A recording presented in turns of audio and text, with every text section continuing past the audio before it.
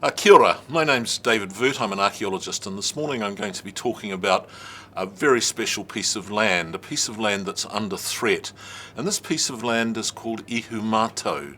Now, Ihumātao is a place out by the airport in Auckland. It has an enormously long history, and it's a place I've worked in for over 30 years. My first meeting up with Ihumātao was in the 1980s. I was asked by the Historic Places Trust to go out and have a look at the land out there with the view to passing it into public ownership and turning it into some sort of protected reserve.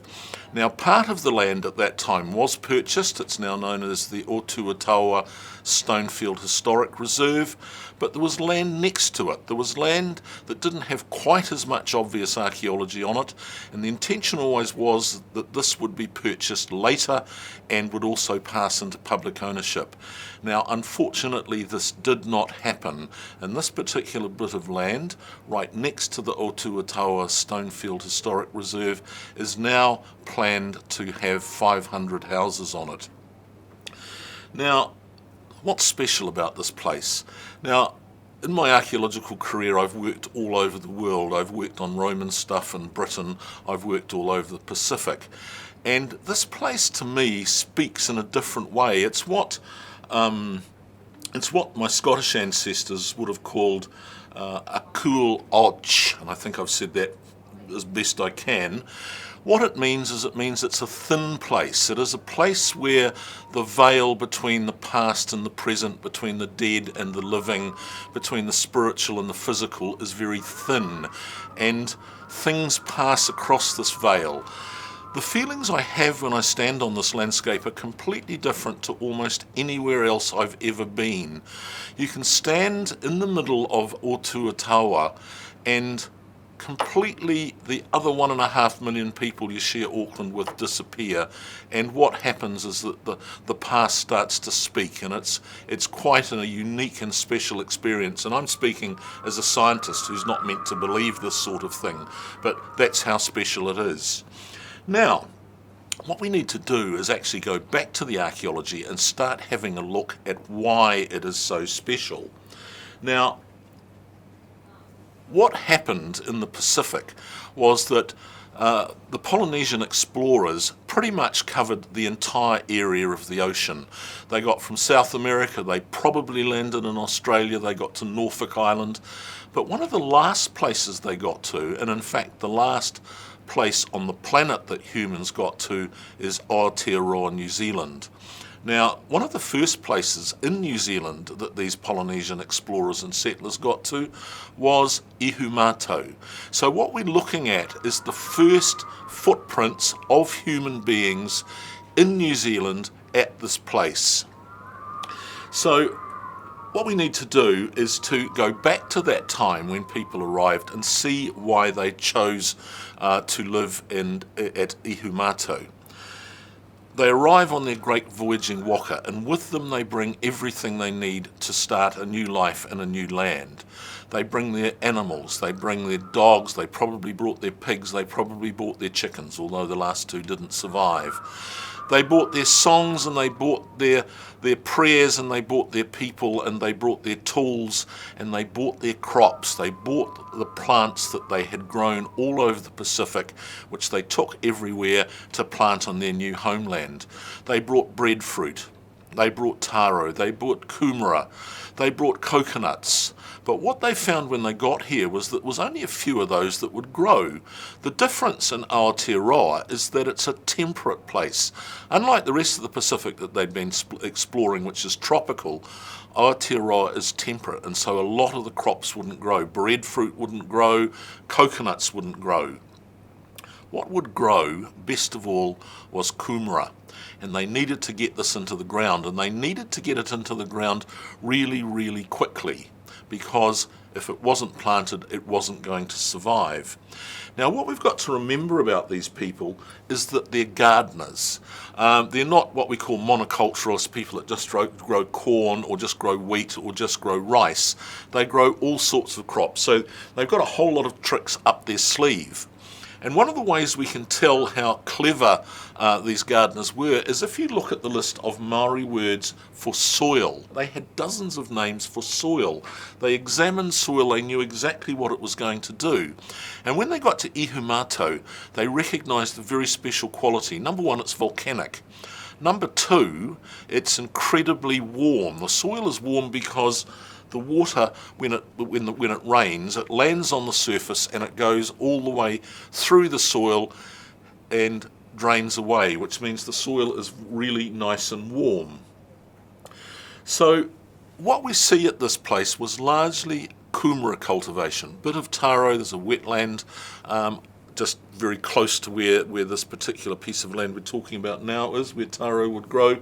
But largely people were growing kumara, and we can tell by looking around the surviving pā sites and by looking at the Otuatawa Stonefield Historic Reserve that people are growing tons of kumara, because the kumara pits, the rua kumara, the places where this food was stored, are everywhere, and some of them are so big that they would hold, say, half a ton of kumara, and this is the place that it was grown. Now, by the time the European explorers and settlers arrived, Maori had developed a whole lot of new crops as well, and so they're growing corn. We know because, in fact, very close to this area, there's the sign of pollen from corn that Maori were growing. They were growing white potatoes, and they were growing so much that the big feasts, the hakari, got to the point where huge food stages were built, where people were stacking this food up. So the gardens are incredibly important.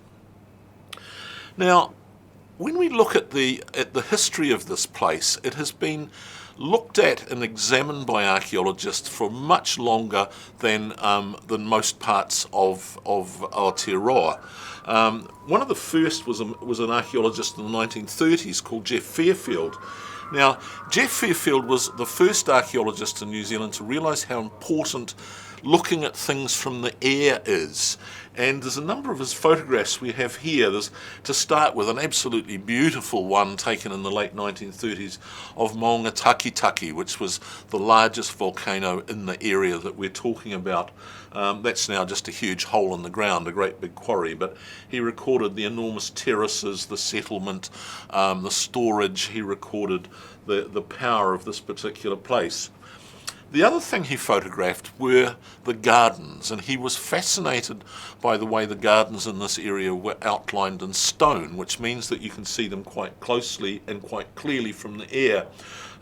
There's one incredibly detailed photograph of the part of the area that was known as the Ellet's Block. The farm belonged to the Ellett family, and there is so much stone there that the little plots that the Maori gardeners were making were sort of only about 1 metre or 2 metres square, tiny little plots of land where people were clearing the stone away, making a little wall around their garden and growing their kumara.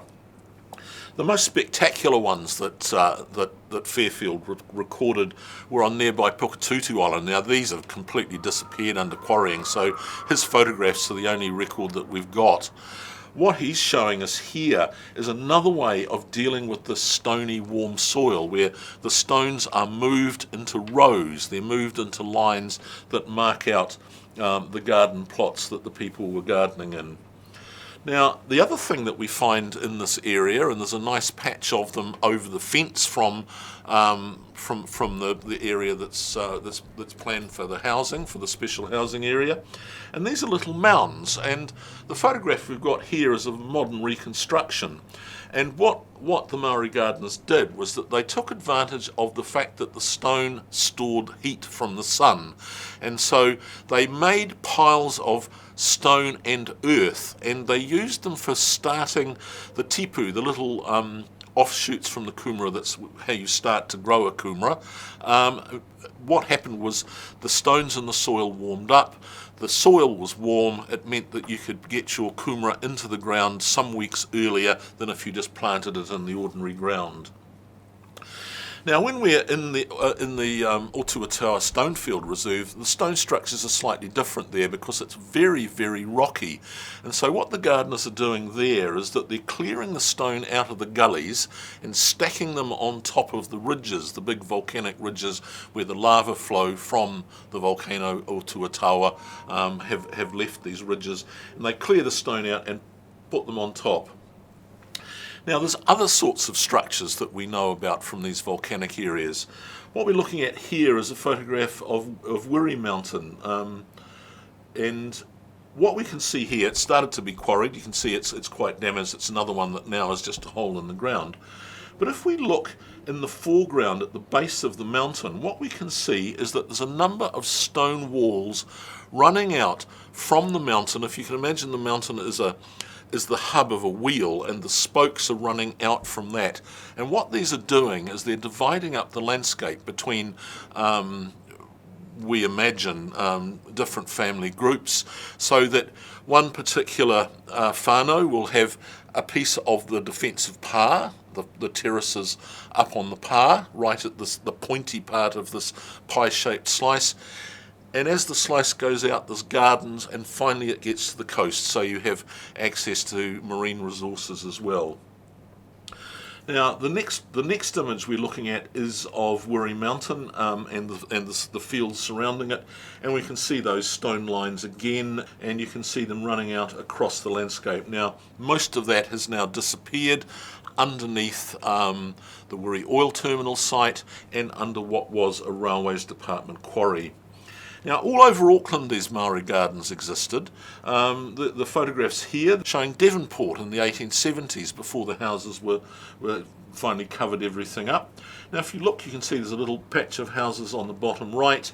There's what is actually Vauxhall Road running right across the picture, but on the other side of that, you can see there's a whole lot of outlines of stone structures, and what they are remnants of gardens. And in the next two images we can see the houses gradually overwhelming these particular gardens.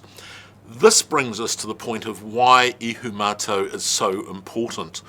What's happened over most of Tamaki, over most of the Auckland area, is that the houses have been built right up to the edges of the volcanoes. These areas with the gardens have almost completely disappeared. What happened in the south of the city, south of the Manukau, is that most of the volcanic cones were quarried away, but a whole lot of the gardens and other settlement areas remained. And that's what we're looking at here. We're looking at the last piece of land of any decent size where we've got the original Stonefield Gardens, where people are gardening in the stony, rocky part of the volcanic field, and the piece of land that's subject to the special housing area, which hasn't got stone.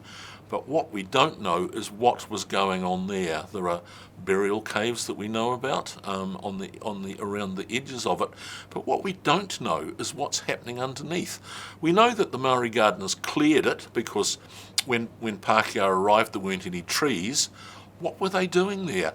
This is part of the story of the history of the human settlement of the planet, and it's too important to disappear under a bunch of houses. Now, what we are lucky to have remaining in this area is Mongery Mountain, and we can see from this aerial photograph the sheer size of this particular site.